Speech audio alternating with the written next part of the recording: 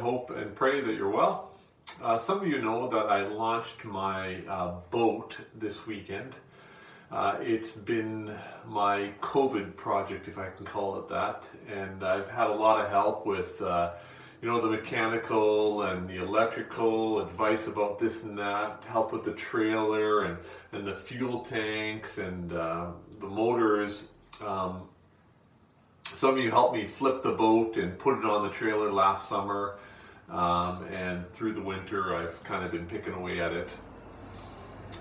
And somewhere around, I think, 750 hours of work, give or take. And finally last weekend had its maiden voyage on Lookout Lake. And, things went, all things considered, pretty well, I think. Except when I got the boat off of the trailer and I was trying to maneuver the boat, it kept going the opposite way that I steered it.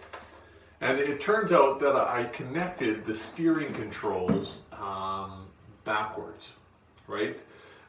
This I did all by myself.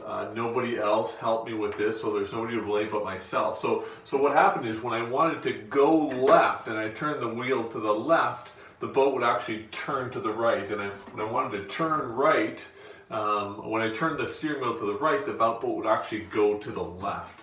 And of course that made for a number of challenging situations, including, I'd be going fast and I'd crank it what I thought to the right and I'd lean to the right, but then the boat would go to the left. And then when I got back to the dock, trying to dock in the wind, and especially it was challenging trying to put the boat back on the trailer. Because every time I would come in, I try to think the opposite. But kind of years of kind of steering muscle memory just wouldn't allow me to kind of override that muscle memory with my brain. Anyways, in the end, again, I had some help and we got the boat back on the trailer. I got a little bit wet, but all was good. And it just reminded me that situation with the steering of what James writes to the early church. This is what he writes in James chapter 3.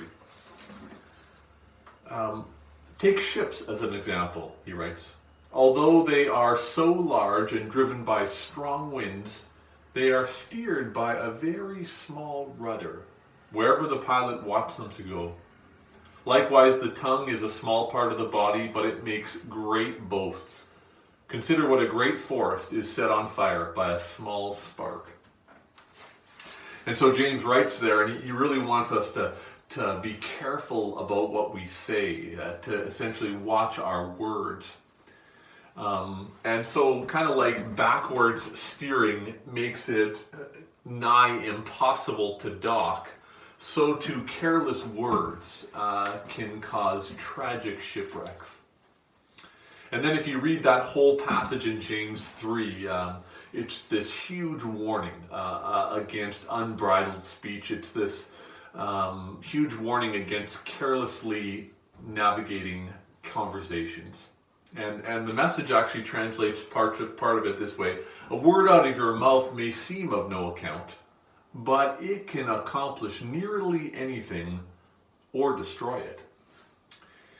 And, as I mentioned earlier, the steering, or maybe I didn't, the steering on my boat is now fixed. I've righted the controls, but I feel like my installation error can serve as a bit of a reminder for me about how quickly things can go awry when I don't follow the instructions in the owner's manual. And then finally, I guess if we turn to, and maybe it inspires me to turn to, of course, the manual, another manual, namely the scriptures, and to pray those words of the psalmist in Psalm 19.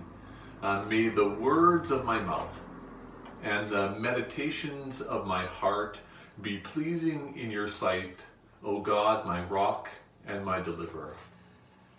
The peace of Christ be with you all. A little higher. Just go over top of it. Pushing now. Tiny's just going over.